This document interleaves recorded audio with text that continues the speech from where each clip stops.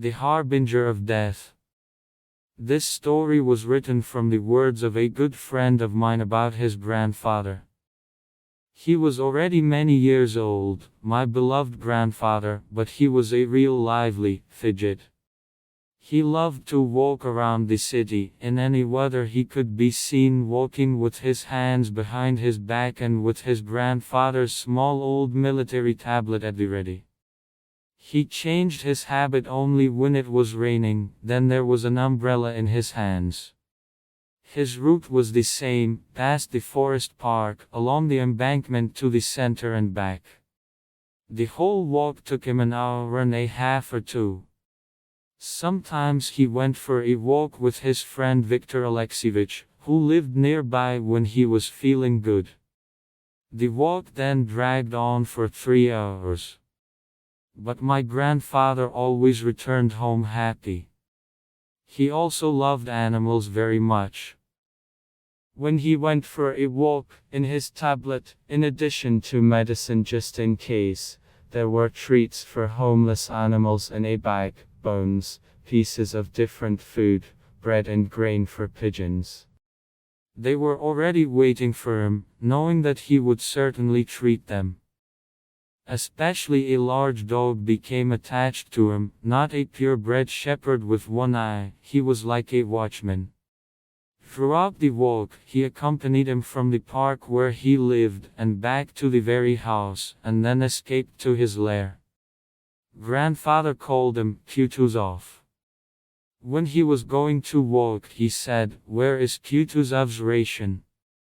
At the end of winter, his friend and walking comrade Viktor Alexeyevich died.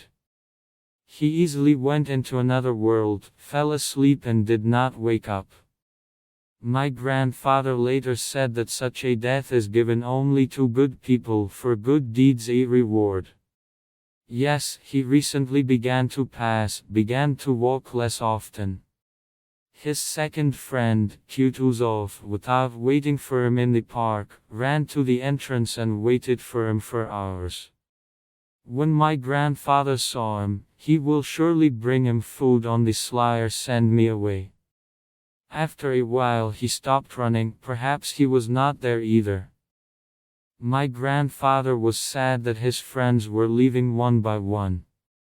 He began to repeat often that it was time for him to leave too. One day in late spring, when it was almost summer days, grandfather, feeling good, decided to take a walk. At first I began to dissuade him, but then I realized that he needed to go for a walk. He only said one thing as he passed his cell phone. I ask about one thing: if it suddenly becomes bad, press this button. Okay. My grandfather nodded in agreement, and although I was worried, I knew that my grandfather would keep his word. And he walked calmly, hands behind his back. Suddenly a dog jumped out to meet him. I looked closely. Wow, Kutuzov himself, only emaciated and limping on one paw. Apparently the dog was unlucky. Grandpa even hugged him, bending over, was delighted. Having treated the dog with delicious food, and the pigeons with grain, they happily went for a walk together. My grandfather was gone for 2 hours and I got worried.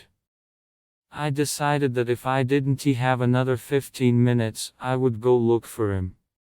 But literally 5 minutes later, he appeared on the horizon. I looked closer and saw something that I had not noticed before. He was talking to himself. I didn't say anything to him right away, but after dinner, when the whole family was sitting in the living room, my grandfather suddenly spoke up himself. Today we walked with Alexeyevich. Mom interrupted him. Dad, what are you talking about? Viktor Alexeyevich is no more. Can I finish it? So, he came up to me and we walked with him. He told me about another world and said that he was waiting for me. We will go there. And Anya is also waiting. I will finally see her. Grandfather, did you talk to him when you approached the house? Did you see him too? No, I just saw how you communicate with someone, and there is no one around. He walked me all the way to the entrance and said goodbye. See you, go say goodbye to your own. What nonsense. Dad, you're a grown man, and you say that. You feel good, and thank God. He got up in silence and went to our room. Mom later said that my grandfather began to go crazy. I needed to take him to the doctor, although I personally did not think so. When he was about to sleep, my grandfather called me over, took my hand and said, Timke, you are a good guy, stay the same kind and sensitive and everything will be wonderful with you. "All right, grandfather." And in the morning the grandfather did not wake up, he left easily, as is given to all good people. If you liked this story, then like it and subscribe to the channel. There is still a lot of interesting things ahead.